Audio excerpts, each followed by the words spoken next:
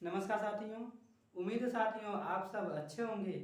तो आइए साथियों, यहाँ पे हम आप सभी को ईवीएस में आज हम नेक्स्ट टॉपिक की ओर चलेंगे। कल हम आप सभी को सदार्थ के बारे में बताए थे।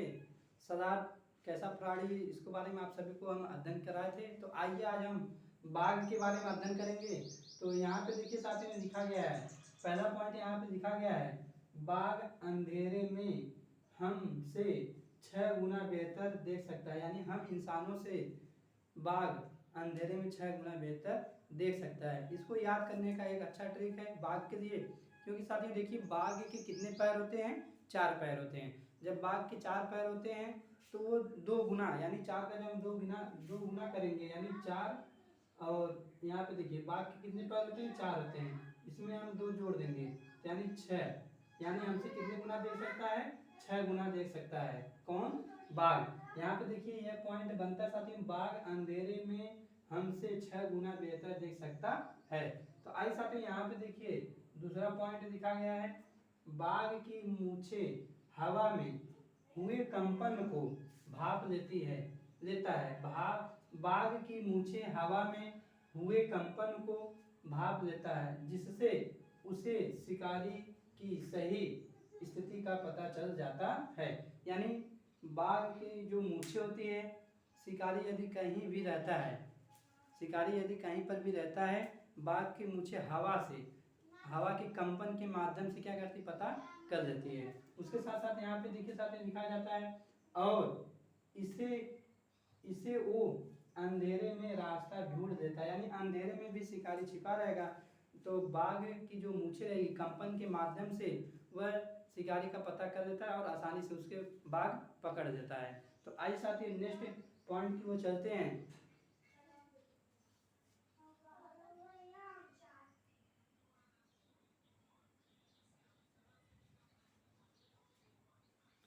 आइए साथियों यहाँ पे देखिए लिखा गया है पॉइंट नंबर 3। तो कुछ पॉइंट अभी भी बाघ के बारे में बचा हुआ है। तो आइए यहाँ पे देखिए बाघ के बारे में पॉइंट नंबर 3 हम लेकर चलते हैं। यानी यहाँ पे लिखा गया है, बाघ अपने इलाके में मूत्र करके अपनी गंध छोड़ता है। यानी बाघ अपना इलाका कैसे पहचानता है, ये बाघ का इलाका है, वो क्या करता है, मूत्र छोड़ता है और उसी के गंध के माध्यम से अपना इलाका पहचान लेता है। तो आइए यहाँ पे लिखा गया है, बाघ अपने इलाके में मूत्र करके अपनी गंध छोड़ता है, दूसरा बाघ इस गंध को पहचान लेता है। यदि उसके बाघ का इलाका होता है, उस बाघ के इलाके में यदि कोई और बाघ आ जाता है तो मूत्र के माध्यम से जिस बाघ का इलाका होता है वह पहचान जाता है कि यहाँ पे कोई और बाघ आया हुआ था। तो आइए साथ ही यहाँ पे देखिए पॉइंट नंबर 4 की तरफ चलते हैं। यहाँ पे देखिए लिखा गया है, बाघ मौके के अनुसार अपनी आवाज बदलता रहता है। यानी स्थिति परिस्थिति जैसी रहेगी उसी के हिसाब से अपना आवाज निकालता रहता है। तो आइए साथ ही यहाँ पे देखिए पॉइंट नंबर 3 यहाँ पे लिखा गया है, बाघ को गुर्राना, बाघ जब आवाज निकालता है यानी जब दहाड़ता है, कह रहा है बाघ का गुर्राना 3 किलोमीटर दूर तक सुना जा सकता है। यानी बाघ जब गुर्राता है तो उसकी आवाज़ कितनी दूरी तक सुनी जा सकती है, यदि एक इंसान 3 किलोमीटर दूरी तक रहे, यदि बाघ गुर्राए यहाँ से, तब पर भी अब बाघ की आवाज़ सुनाई आपको दे पड़ेगा। तो यहाँ पे लिखा गया बाघ का गुर्राना 3 किलोमीटर दूर तक सुनाई जा सकता है। तो आइए नेक्स्ट पॉइंट की ओर चलते हैं। नेक्स्ट पॉइंट क्या लिखा गया है,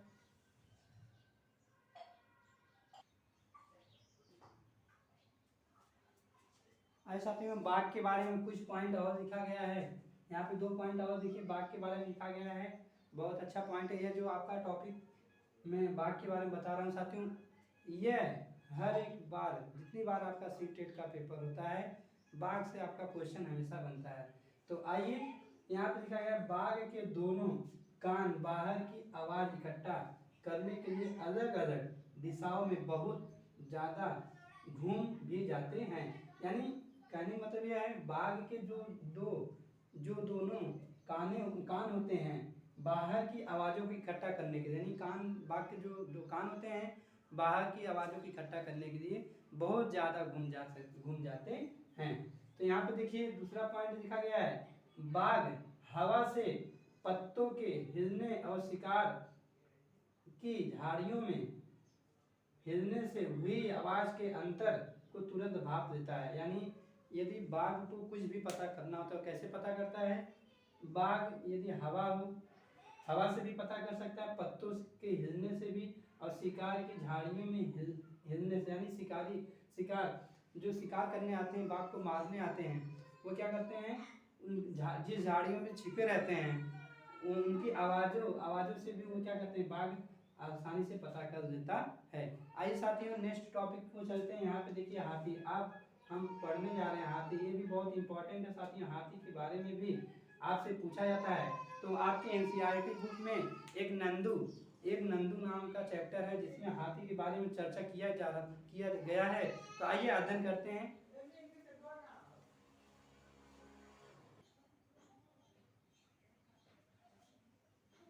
आइए साथियों यहाँ पे देखिए, अब हम हाथी के बारे में अध्ययन करेंगे।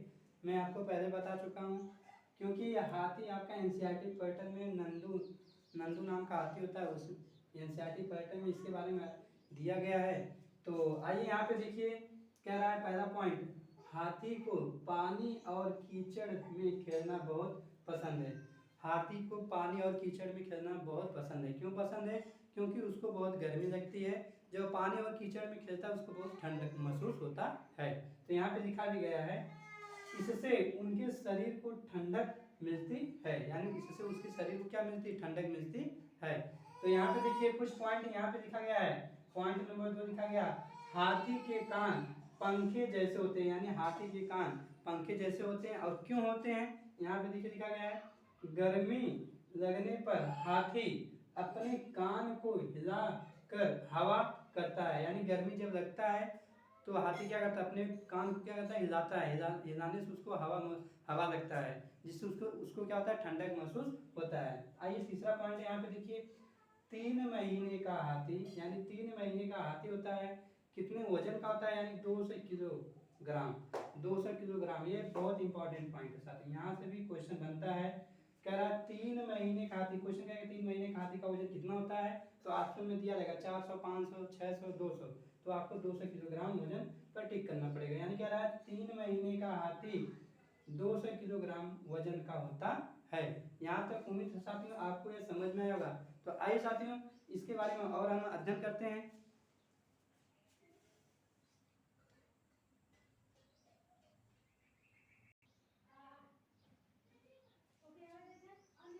तो आइए साथियों यहाँ पे देखिए, हाथी के बारे में कुछ पॉइंट हम पढ़ चुके थे, कुछ पॉइंट और भी बाकी है। यहाँ पे देखिए कुछ पॉइंट यहाँ पे लिखा गया है। पॉइंट नंबर 1 देखिए, यहाँ पे लिखा गया है, एक बड़ा हाथी दिन में 100 किलोग्राम से ज़्यादा पत्ते और झाड़ियों खा लेता है। यानी एक बड़ा हाथी होता है दिन में, यानी एक दिन में 100 केजी, यानी 100 किलोग्राम से ज़्यादा भी पत्ते और झाड़ियाँ खा लेता है। तो आइए दूसरा पॉइंट देखिए, यहाँ पे कह रहा है हाथी बहुत कम आराम करता है। यह हम कल भी पढ़ाए थे आपको, इसके पहले जो हमारा वीडियो गया था उसमें देख लीजिएगा। कुछ जो जानवर होते हैं कितने कितने घंटे सोते हैं वो मैं दिखवा चुका हूँ। तो यहाँ पे देखिए क्या है, हाथी बहुत कम आराम करता है, एक दिन में केवल 2 से 4 घंटे सोता है। यानी एक दिन भरे में, यानी एक दिन में केवल 2 से 4 घंटे ही सोता है।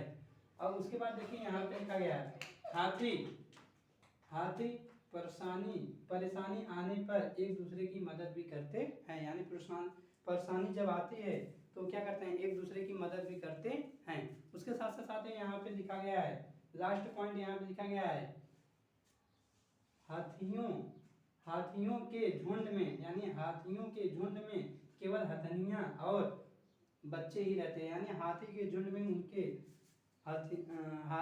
झुंड में केवल हथनियाँ और उनके बच्चे रहते हैं। तो आइए इसमें कुछ और पॉइंट बचा हुआ है, इसको खत्म करते हैं।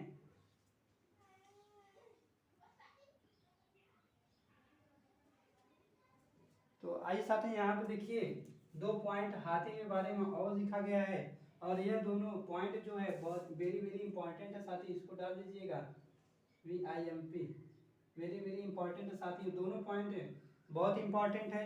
तो यहाँ पे देखिए साथियों लिखा गया है, इस झुंड में 10 या 12 हथनी और बाकी बच्चे होते हैं। झुंड की सबसे बुजुर्ग हथनी ही पूरे झुंड की नेता होती है। ये पॉइंट बहुत इंपॉर्टेंट है। यानी आपसे क्वेश्चन पूछेगा हाथी के झुंड में सबसे हाथी के झुंड में नेता कौन होता है, या फिर यहाँ से इस मैटर से आपसे क्वेश्चन बना देगा। तो वहाँ जब यदि आप इसको पढ़े रहेंगे तभी आप आंसर दे पाएंगे। तो यहाँ पे देखिए क्या रहा है, इस झुंड में 10 या 12 हथनी और बाकी बच्चे होते हैं। बाकी क्या होते हैं? बच्चे होते हैं। झुंड की सबसे बुजुर्ग ये देखिए, सबसे बुजुर्ग हथनी यानी जो सबसे बूढ़ी होती है यानी ओल्ड होती है, वह हथनी ही पूरे झुंड की नेता होती है। अब देखिए साथियों यहाँ पे दूसरा पॉइंट लिखा गया है 14 से 15 साल तक हाथी इस झुंड में रहता है। यानी हाथी का जो बच्चा होता है 14 से 15 साल तक इस झुंड में रहता है और फिर वह झुंड छोड़कर चला जाता है। यह हमारा हाथी, और इसके पहले जो मैं टॉपिक बाघ के बारे में बताया, यह हमारा आज यहीं पे खत्म होता है। उम्मीद है साथियों आप सभी को यह अच्छा लगा होगा। यदि आप सभी को यह अच्छा लगा होगा तो इसे शेयर, सब्सक्राइब, लाइक और उसके साथ साथ साथियों कमेंट में मैसेज जरूर कीजिएगा, जिससे हमें पता चले आप सभी को यह वीडियो कैसा लगा। तो देखने के लिए बहुत बहुत आप सभी को धन्यवाद।